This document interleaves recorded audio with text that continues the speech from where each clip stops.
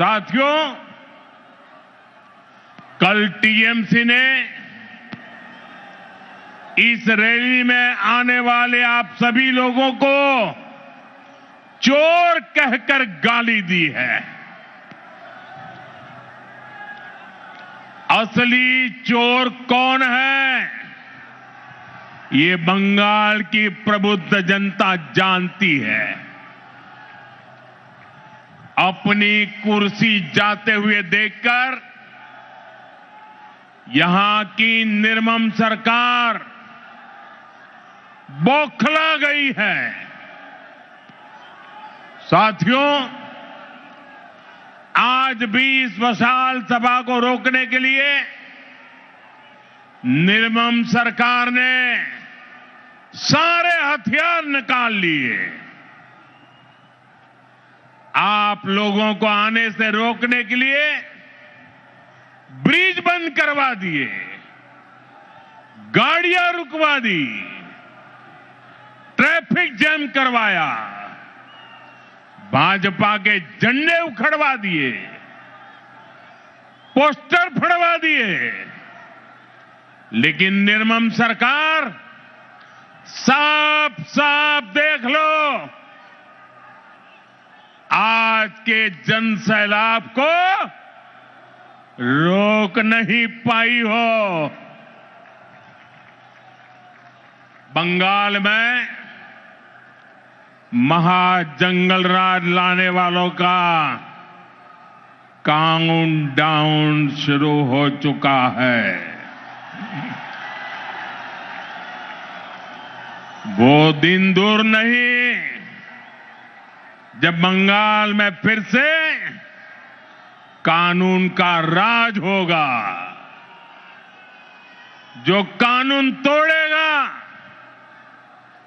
जो अत्याचार करेगा, टीएमसी के किसी अत्याचारी को छोड़ा नहीं जाएगा। चुन चुन के हिसाब लिया जाएगा।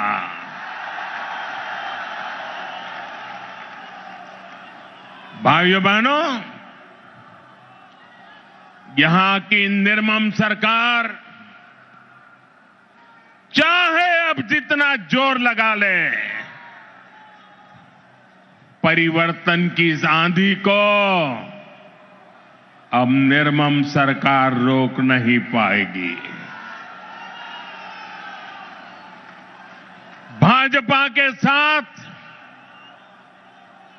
एनडीए के साथ महिषासुर मर्दिनी का आशीर्वाद है। श्री रामकृष्ण परमहंस, स्वामी विवेकानंद, नेताजी सुभाष चंद्र बोस, ऋषि बंकिम चंद्र, गुरुदेव रविंद्रनाथ टैगोर, ईश्वर चंद्र विद्यासागर, बागा जतीन और खुदीराम बोस, डॉक्टर श्यामा प्रसाद मुखर्जी, लोक माता रानी रोशमनी, ऐसी सभी महान विभूतियों ने जिस बंगाल की परिकल्पना की थी, भारतीय जनता पार्टी की सरकार उस बंगाल का निर्माण करेगी, नवनिर्माण करेगी। साथियों, बंगाल का विकास नेक नियत से होगा, सही नीतियों से होगा।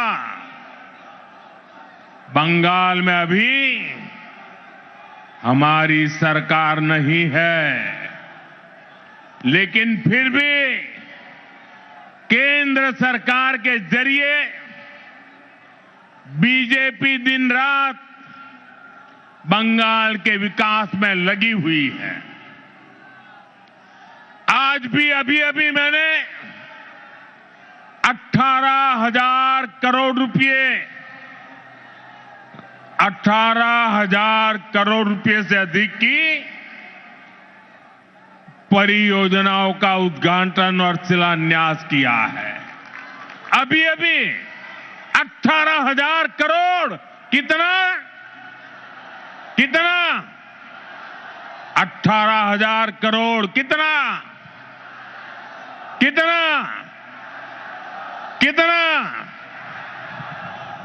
4 दिन पहले ही कैबिनेट ने पश्चिम बंगाल के लिए मल्टी ट्रैकिंग प्रोजेक्ट्स को भी मंजूरी दी है। ये सभी प्रोजेक्ट पश्चिम बंगाल में कनेक्टिविटी को बेहतर बनाएंगे। इसका फायदा यहां के सामान्य मानवी, किसान, व्यापारी और स्टूडेंट्स को मिलेगा। भाइयों बहनों, यहां की निर्मम सरकार ने बंगाल के युवाओं को पलायन का अभिशाप दिया है। आप सब जानते हैं, बंगाल के युवा प्रतिभा और हुनर में सबसे आगे है। बंगाल के युवा मेहनत करने में सबसे आगे है। बंगाल एक समय पर पूरे भारत के विकास को गति देता था। बंगाल व्यापार और उद्योगों में सबसे आगे था। लेकिन आज हालत क्या है? यहां का युवा ना डिग्री ले पा रहा है और ना ही उसे रोजगार मिल रहा है। आपके बेटे बेटियों को काम की तलाश में दूसरे राज्यों में पलायन करना पड़ता है। साथियों, पहले कांग्रेस, फिर कम्युनिस्ट और अब टीएमसी, ये लोग एक के बाद एक आते रहे, अपनी जेबें भरते रहे और बंगाल में विकास के काम ठप पड़े रहे। इंफ्रास्ट्रक्चर के मामले में हमारा बंगाल पीछे होता चला गया। उद्योग धंधे बंद होते चले गए।